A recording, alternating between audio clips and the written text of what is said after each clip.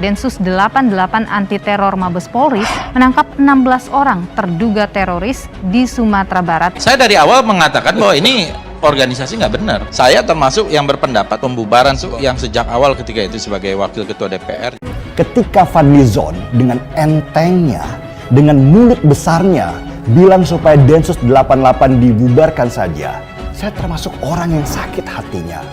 Orang ini benar-benar busuk hatinya. 16 tersangka teroris yang ditangkap merupakan anggota Jaringan Negara Islam Indonesia atau NII yang berniat menggulingkan pemerintahan. Masyarakat mesti memahami bahwa NII adalah sebuah gerakan ideologis yang muncul mulai tahun 1947 di bawah pimpinan Kartosuwiryo. Setelah itu berkembang lagi NII baru di luar Jawa, di antaranya Kahar Musyakar.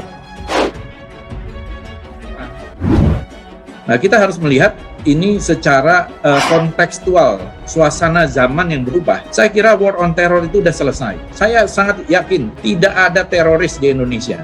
Sampai kok lupa sejarah, Mas. NII juga ingin merubah Indonesia menjadi NII negara itu Islam yang mana?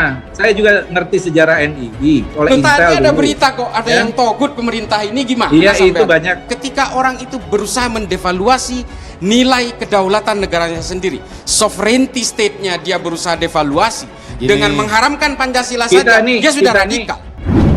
Densus 88 Anti Teror menyangka NII di Sumatera Barat memiliki visi misi yang sama dengan NII Kartosuwiryo, yakni mengganti ideologi Pancasila dan sistem pemerintahan Indonesia saat ini dengan syariat Islam, sistem khilafah dan hukum Islam. Kita jangan menjadi korban operasi-operasi dan kemudian kita hanya dipakai semacam etalase untuk kerja-kerja kontra terorisme seperti ini. Sementara mereka sendiri sekarang ini sudah mulai meninggalkan. Nah, kembali kepada soal konteks tadi, sementara yang ini selalu kemudian yang menjadi sasarannya itu ya tadi hampir 100% itu adalah umat Islam. Ada beberapa pertanyaan Mas Fadli yang saya agak keberatan. Satu, bahwa semua orang Islam itu moderat. Jangan salah, banyak sekali tafsir-tafsir yang justru melegalkan caci maki dan mentafsir-tafsir yang melegalkan kebencian terhadap orang lain. Jangan salah, apakah Mas. perbedaan tafsir itu bisa dianggap teroris? Kalau sampean ingin melihat proses-proses menuju terorisme itu berawal dari tafsir-tafsir yang menganut intoleran dulu. Kalau Tapi orang itu melakukan perbedaan hanya diucap saja di mulut, ya menurut saya tidak ada masalah di negara demokrasi. Mas, bukan begitu Mas, sorry Mas, jangan potong saya dulu. Artinya begini, ketika orang menganut tafsir-tafsir intoleran, dengan sendirinya dia akan belajar untuk mengimplementasikan kebencian. NII ini justru embrio dari seluruh organisasi teror hari ini. Ini kan jelas sekali dan pemberontakannya di mana-mana. Dan abang saya malah jadi curiga, jadi jangan-jangan abang terpapar juga ini.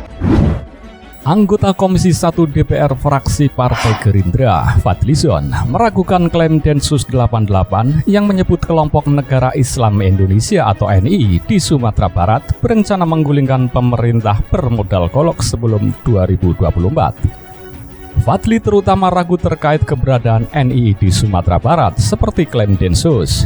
Sebab menurut dia, 3 dari 4 pendiri Republik Indonesia berasal dari Minang, Sumatera Barat, yakni Bung Hatta, Sultan Syahrir, dan Tan Malaka. 3 dari 4 pendiri Republik ini adalah orang Minang, Sumatera Barat, Muhammad Hatta, Sultan Syahrir, dan Tan Malaka. Yang bener aja ada NII di Sumatera Barat, mau memberontak pakai sebilah golok lagi, kata Fadli dalam cuitannya pada Senin 18 April 2022. Wakil Ketua Umum Partai Gerindra itu pun berkelakar bahwa golok biasanya digunakan untuk mengambil kelapa untuk berbuka puasa. Golok biasanya dipakai untuk ambil kelapa dan berbuka puasa, ucap Fadli. Seperti diketahui, Densus 88 Anti Teror Polri sebelumnya tak mengungkap dengan jelas barang bukti serta upaya yang akan dilakukan NII untuk merebut kekuasaan sebelum pemilu 2024. Pernyataan itu hanya disampaikan Densus usai memeriksa 16 tersangka teroris yang ditangkap di wilayah Sumatera Barat pada Maret 2022. Kepala Bagian Bantuan Operasi Densus 88 Anti Teror Polri, Kombes Aswin Siregar mengatakan, kelompok tersebut hingga saat ini menganut pemikiran NII era Kartosuwiryo.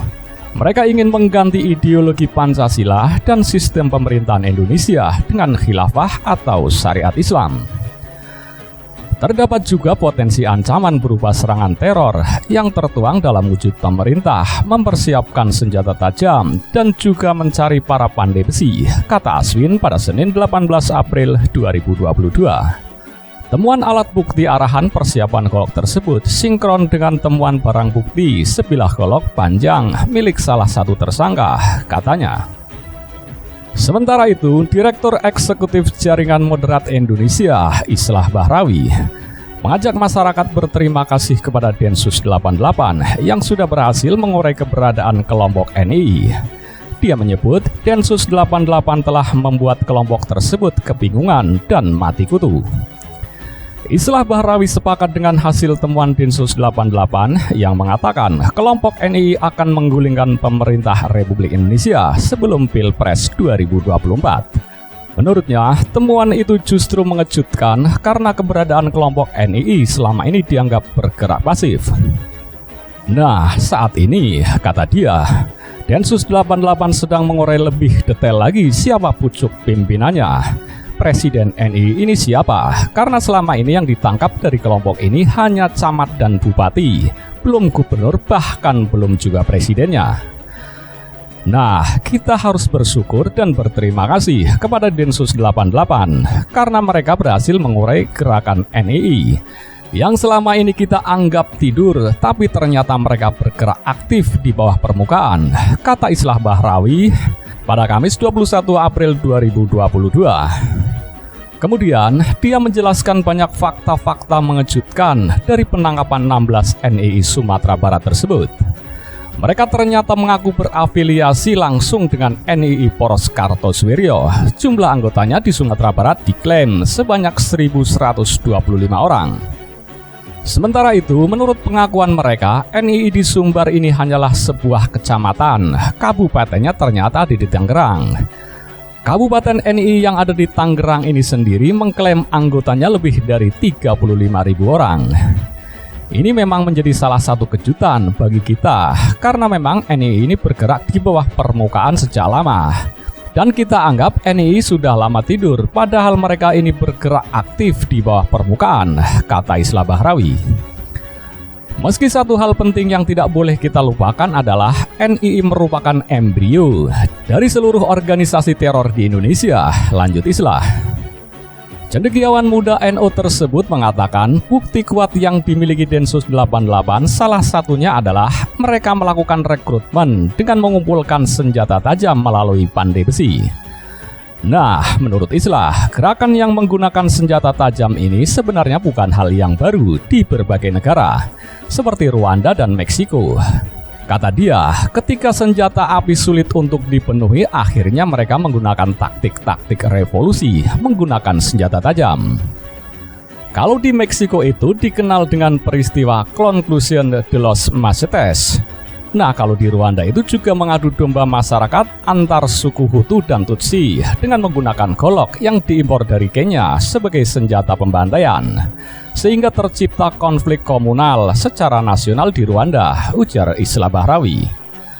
Dalam kesempatan yang sama, Islah Bahrawi juga menyebut pola-pola seperti yang terjadi di negara Rwanda dan Meksiko tadi adalah gerakan-gerakan revolusioner yang akan dilakukan oleh NII saat ini.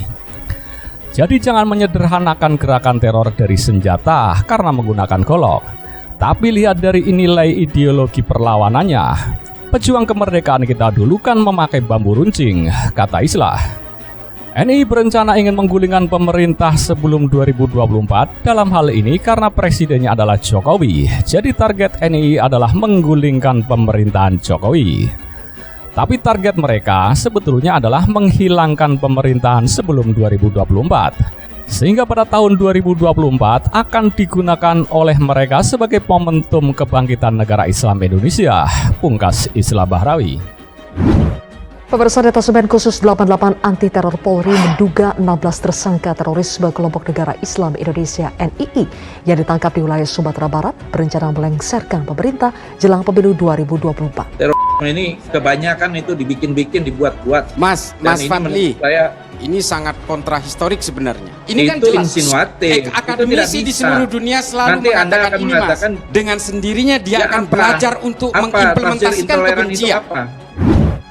Nah, kita harus melihat ini secara kontekstual, suasana zaman yang berubah. Saya kira war on terror itu sudah selesai. Saya sangat yakin tidak ada teroris di Indonesia. NI ini justru embrio dari seluruh organisasi teror hari ini. Ini kan jelas sekali dan pemberontakannya di mana-mana. Dan abang saya malah jadi curiga, jadi jangan-jangan abang terpapar juga ini.